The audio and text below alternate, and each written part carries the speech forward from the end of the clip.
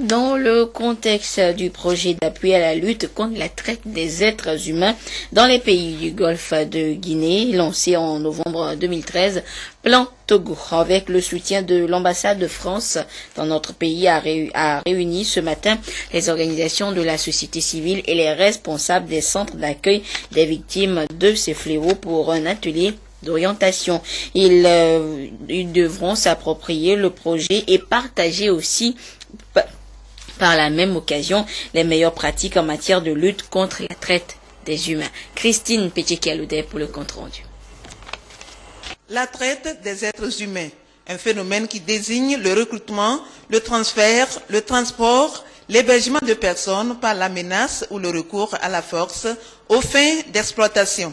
Cette pratique fait encore parler d'elle dans certains pays du Golfe de Guinée et prend encore aujourd'hui d'autres formes. Vous allez constater par exemple la mobilité des enfants, soit à l'intérieur du pays ou à l'extérieur du pays, et la mobilité aussi bien des adultes, mais une mobilité qui est consacrée à l'exploitation des auteurs de cette mobilité dans des activités qui ne leur profitent pas. Il s'agit là d'un phénomène où des personnes, que ce soit des femmes, des hommes ou des enfants, sont maltraités ou sont exploités économiquement ou sexuellement.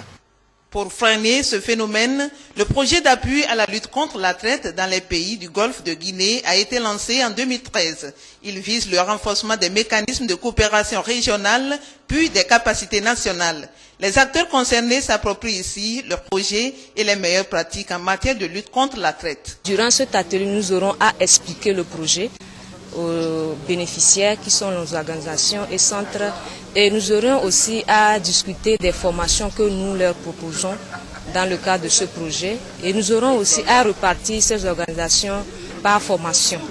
Nous allons aussi essayer d'échanger sur les expériences et sur les difficultés que ces organisations ont en matière de lutte contre la traite des êtres humains. Ce projet est conçu par le ministère des Affaires étrangères français sur une période de 3 ans en collaboration avec les partenaires des pays concernés, le Ghana, le Bénin, le Nigeria, le Cameroun et le Togo. L'occupation anarchique des abords des voies publiques expose constamment les usagers aux accidents de la circulation. Et conscient des multiples dangers que cela représente, le ministre en charge de la sécurité, dans un communiqué hier, a insisté une fois encore sur le comportement civique que les occupants illégaux doivent adopter. Alors, comment se présente la situation concrètement sur le terrain et quelles en sont les conséquences? Les éléments de réponse dans ce dossier réalisé par Eric Dianipo et Adolphe Paca.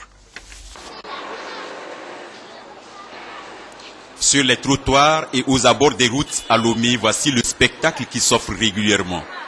L'installation anarchique des boutiques, des ateliers et des vendeurs au détail.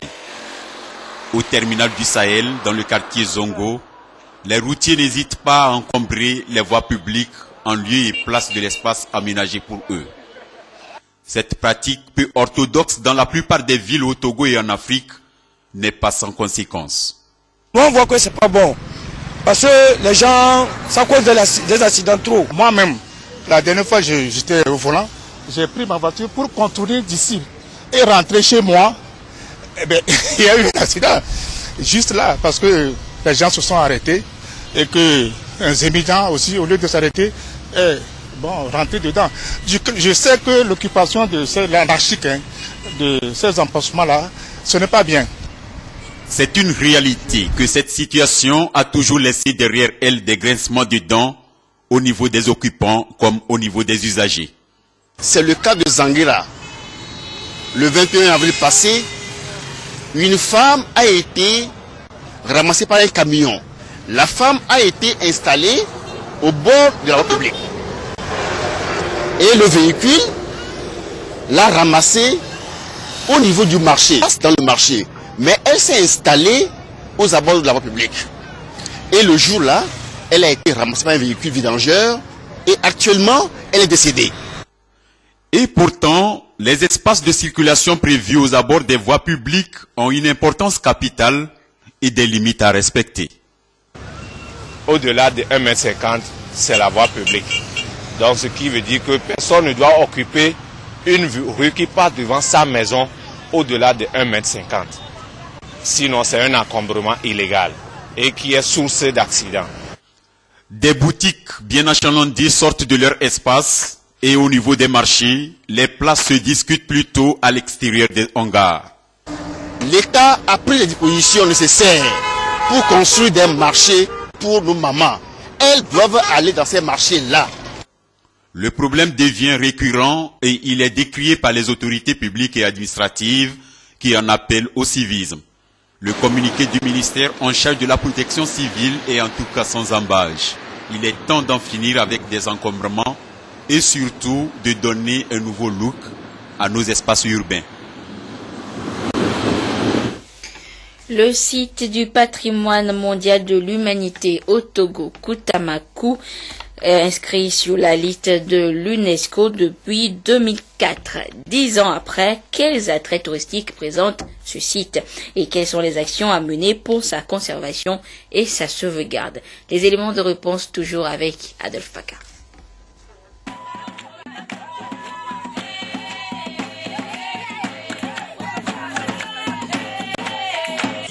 Notre parent sorti ici avec construire Tata. De ce creux de Baobab est partie l'histoire de tout un peuple, les Bata Mariba, une histoire sans fin. Les familles entières vivaient ici, faisaient leur cuisine ici, et donc les roches ont gardé pendant longtemps ces traces-là de passage des humains. Et donc on passait par ici, et donc quand il y a danger, on sort de l'autre côté. Et il y a également une petite grotte de l'autre côté qui servait peut-être de repos quand on est assuré qu'il n'y a pas de danger. De la maison Baobab à la grotte à double ouverture sur le sommet de cette montagne, les Bata Mariba ont forgé leur identité à travers le Takieta. Le Takieta, l'habitat familial de base des Bata Mariba, ceux qui façonnent la terre, est aujourd'hui plus qu'un symbole. C'est son architecture à tourelle qui s'étend sur une aire sociolinguistique de plus de 50 000 arts, sa diversité biologique, ses vestiges et sa face cachée et mystique, tous ces éléments plongés dans un univers semi-montagneux, un paysage culturel et vivant, qui ont milité en faveur de son classement en 2004 sur la liste des sites du patrimoine mondial de l'humanité. Les communautés ont alors le devoir civique de travailler à sa conservation et à sa sauvegarde. Le site Koutamakou, c'est un honneur pour le pays Tamberma en particulier et pour le Togo en général. À l'endroit de ma communauté, c'est de leur dire qu'il est grand temps de se prendre en charge. On ne va pas toujours attendre qu'on amène tout de l'extérieur. Les ONG et associations y travaillent aussi. C'est le cas du FAGAD avec l'action des volontaires du patrimoine mondial de l'UNESCO. Pour que ce site ne soit pas un jour déclassé, ces genres d'activités doivent toujours être à l'honneur. Et c'est la protection du site qu'on répond. Et avant les 10 ans, nous voulons encore toucher les uns les autres que ce site a besoin d'être toujours classé patrimoine, que nous devons tout faire pour que ceci ne soit pas déclassé. Les sites du patrimoine doivent désormais être vecteurs du développement local et que les populations vivent de leurs retombées. Le service de conservation s'y attelle déjà et veille surtout que la déontologie qui régit les normes de l'UNESCO soit respectée. Koutamakou respecte des critères, surtout les critères d'intégrité et d'authenticité. Il faudrait qu'on respecte dans nos différentes activités les réalisations, que ce soit des constructions, que ce soit l'environnement ou bien que ce soit autre activité, qu'on respecte cette éthique du Koutamakou pour qu'on ne dénature pas ce paysage. Si on dénature le paysage, on risque d'être sur la liste du patrimoine en péril et après sur la liste du patrimoine déclassé. Ces vacances coïncident avec les 10 ans du site et Koutamakou ouvre largement ses portes. Venez voir Koutamakou. Un petit séjour fera toujours du bien aux visiteurs et aux touristes.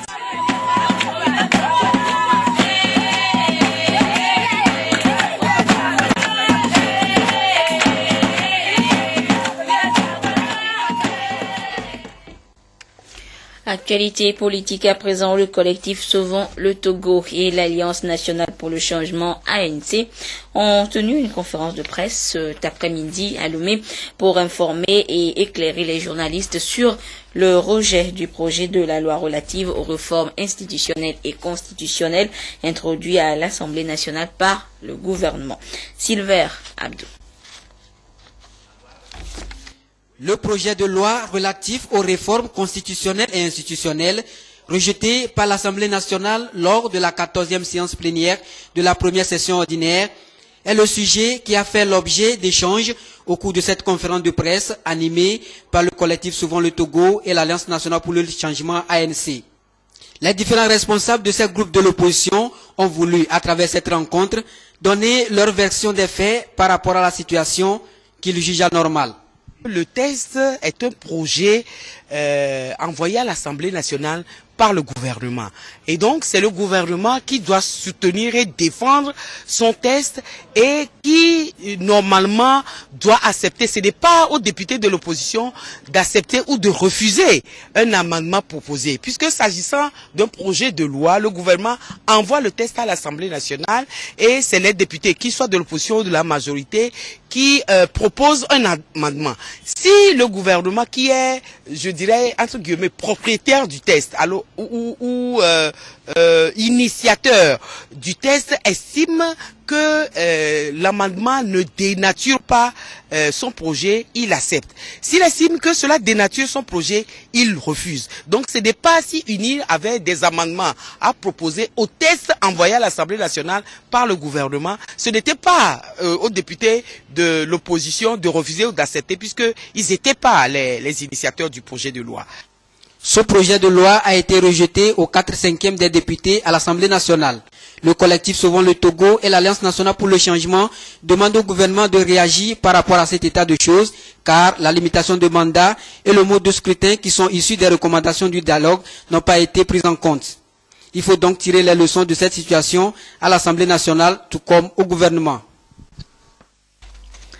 Hors du Togo, au lendemain de l'attaque contre le palais présidentiel de Mogadiscio, plusieurs responsables et de services de sécurité ont été limogés par le président somalien. Hier soir, pour la deuxième fois depuis le début de cette année 2014, les islamistes Shebab sont parvenus à pénétrer à l'intérieur du complexe présidentiel. C'est la deuxième fois cette année que le palais présidentiel à Mogadiscio est pris d'assaut par les Shebab. Comme en février dernier, les islamistes somaliens ont réussi à pénétrer dans le site ultra protégé, comprenant plusieurs bâtiments gouvernementaux. L'attaque a eu lieu mardi, en fin de journée. À la rupture du jeûne, 4 combattants des Shebab ont attaqué le palais présidentiel et ont tué 2 soldats des forces gouvernementales qui gardaient l'entrée.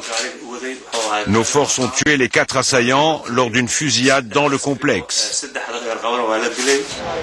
Le président Hassan Sheikh Mohamoud n'était pas présent au moment de ce raid qui a duré près de 2 heures. Le commando composé de plusieurs hommes serait arrivé par différents points juste après l'explosion d'une voiture piégée. Les assaillants portaient tous des uniformes de l'armée somalienne. Les Shebab ont-ils bénéficié d'une complicité interne pour mener cette opération?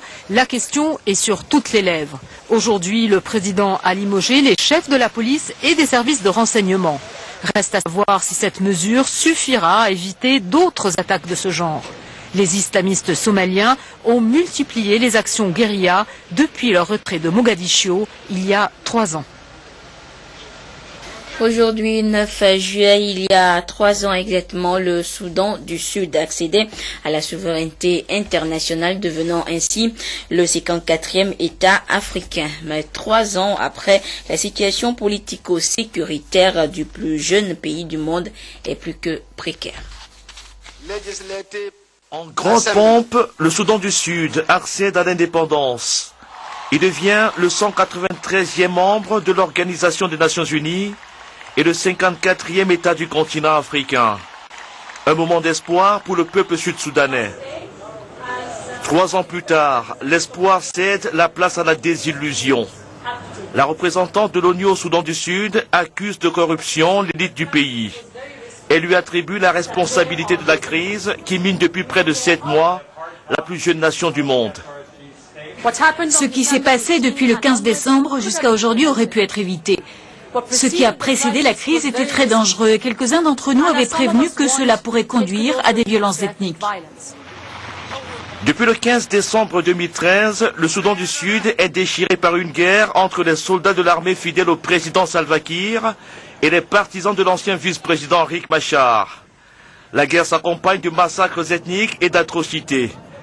Elle a déjà fait plusieurs milliers de morts et le pays est menacé de famine. Les enfants sont les principales victimes de cette situation. Un enfant souffrant de malnutrition sévère a de fortes chances de mourir. À l'heure actuelle, nous estimons qu'en 2014, principalement à cause des dissensions internes, environ 235 000 enfants souffriront de malnutrition chronique. C'est 2 fois plus que l'année dernière.